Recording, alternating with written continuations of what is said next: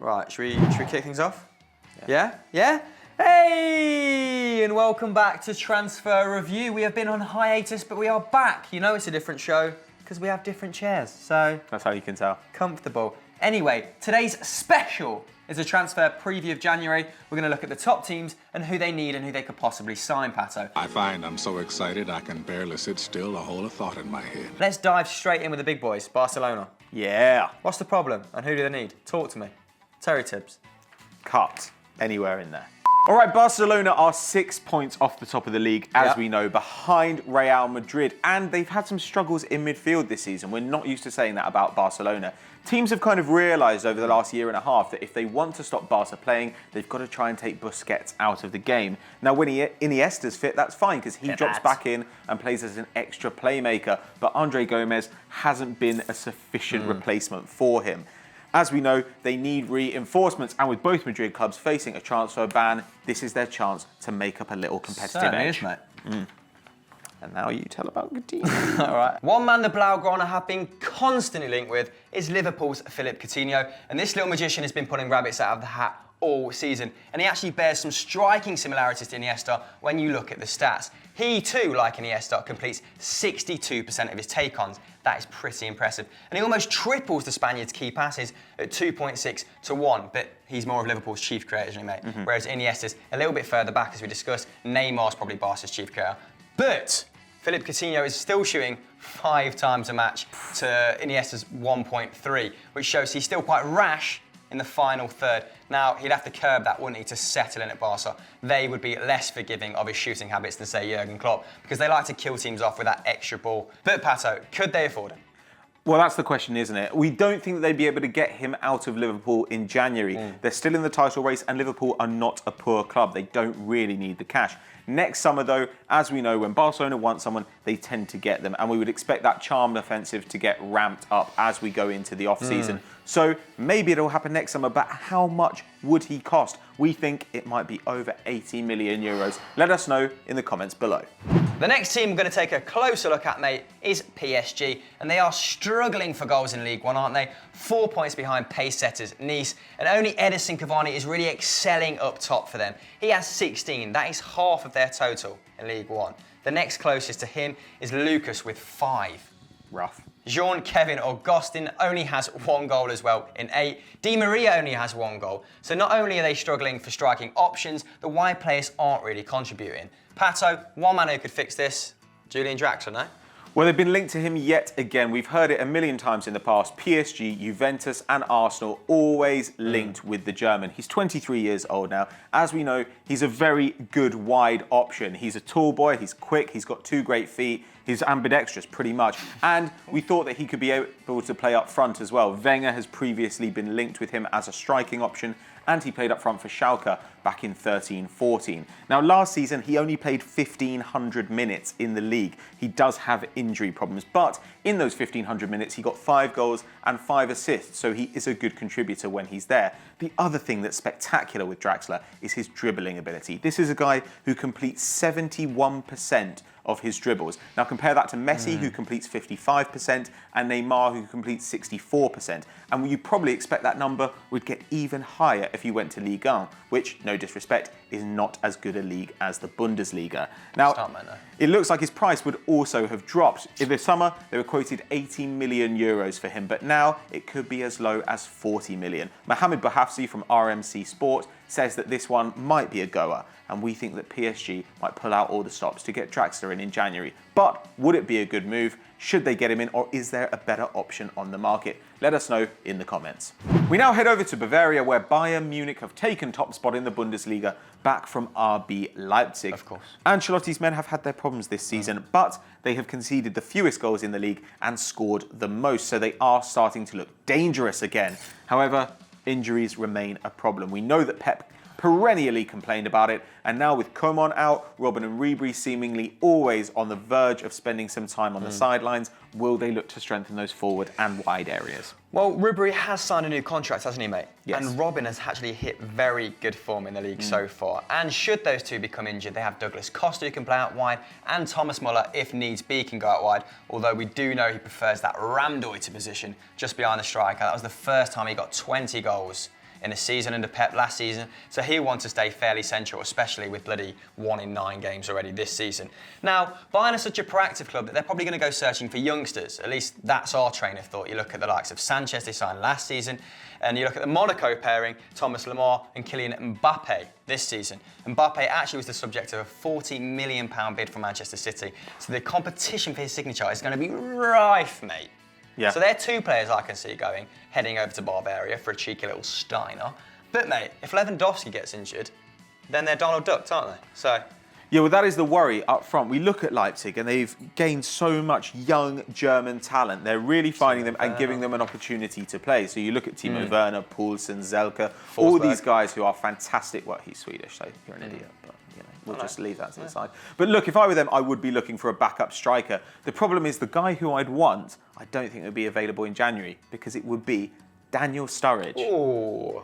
Daniel Sturridge is a fantastic finisher, and I actually think he's a reasonably intelligent player as well. I think that with the service he'd get in that Bayern team, he would put a bunch away. What they need is a guy who can take over in those 10 or 15 games a season where Lewandowski is struggling for fitness or just simply needs a rest. But who should they go for? And who is there on the market? Do Bayern even need to strengthen? That squad is disgusting, mate. It's a great shout, Daniel Sturridge. Thank you. I'd love an Englishman to go to Bayern. Appreciate that. Let us know in the comments below. Let's head over to Italy now, but we're not going to cover Juventus, I'm afraid. As we know, the Bianconeri have the best squad in Serie A, and they're already adding to it with Axel Witsel arriving in January for a reported €8 million, mate. That's unbelievable. Anyway, let's take a look at the runners and riders in the league, starting with Napoli. Yes, mate, they are currently 8 points behind the pace setters, Juve, and their main man, Milic, who cost them big money, is out until their Champions League tie against Madrid. Now, as a side note, let's discuss Milic for a little bit.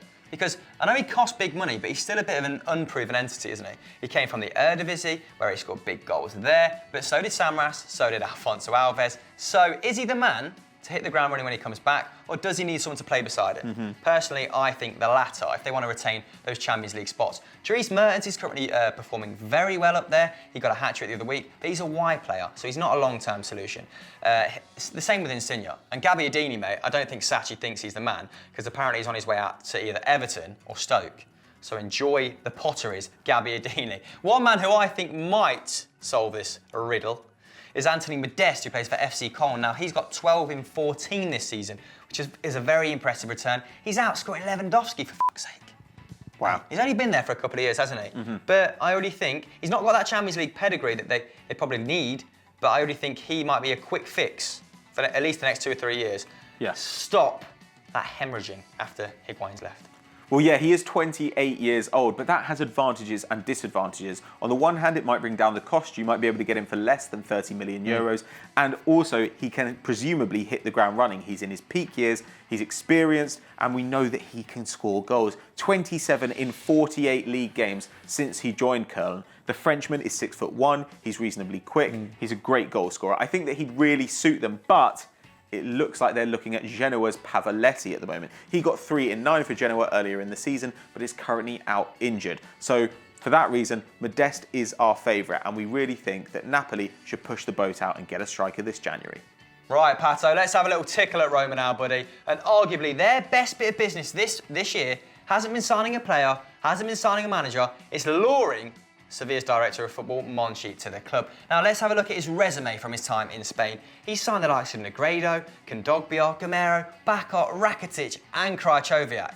Now that is a hugely impressive haul, but by installing him, mate, by pulling him in, are they planning for the summer? Will January be pretty bleak for Roma? Is it going to be a matter of retaining the players they currently have? Yeah, I think that Chelsea have been linked with Nainggolan and Rudiger. They're going to want to keep hold of those players. Manolas is always going to have suitors, so they've got to keep him as well. I think that they also were priced out of a move for Andrea Belotti after he signed that new contract with Torino with a huge €100 million buyout clause. I think, like you say, they'll wait till the summer, they'll get Monchi in, and they'll be looking to take up that Sevilla system of buying players cheap and selling them on at high prices. So Roma, I think you're going to have to wait till the summer and make do with what you've got for now. Hugely savvy move though, well done.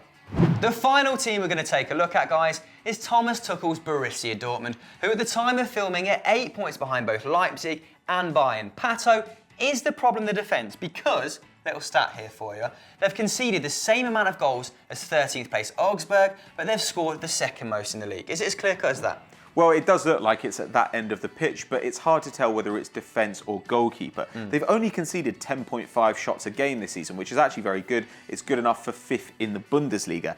However, with the pressing side, you always expect that the shots you give away are going to be of a good standard. Once you get through that press, you tend to face relatively few defenders, and that means you get better quality shots. However, we felt like they needed a goalkeeping upgrade for a while. Langerak wasn't good enough, Weidenfeller not good enough, and a guy who might be a good shout is Chelsea's Asmir Begovic. Yeah. The Blues brought in Eduardo in the summer as a third choice keeper, but it doesn't make sense for him just to sit there on the bench, and Begovic must be getting absolutely sick of being second choice. He needs to get regular football again, and we think he might go for around £10 million.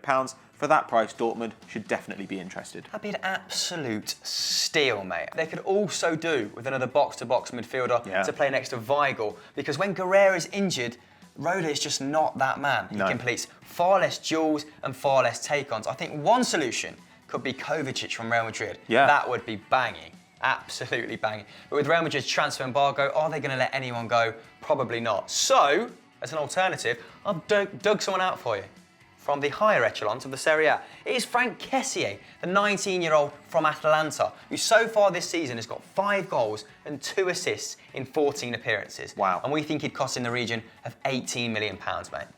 That's fantastic. I mean, it's a left-wing shout, but, you know, what a way to end the show. Well, as we know, Dortmund do like to take a little shot at a youngster, don't they? He's a very good player. He's been linked with Liverpool, Arsenal, Chelsea, and Barcelona, but would he be a good fit for Dortmund? Let us know what you think in the poll just up there. So, guys, that was our January 2017 preview. Who have we missed out? We want your club and who they should sign in the comments below. And if you enjoyed this video, head over to Football Daily and watch the transfer preview there, which looks at the biggest clubs in the Premier League. Guess who else is on it? So, traitor. As ever, guys, don't forget to like and subscribe. Catch you next time.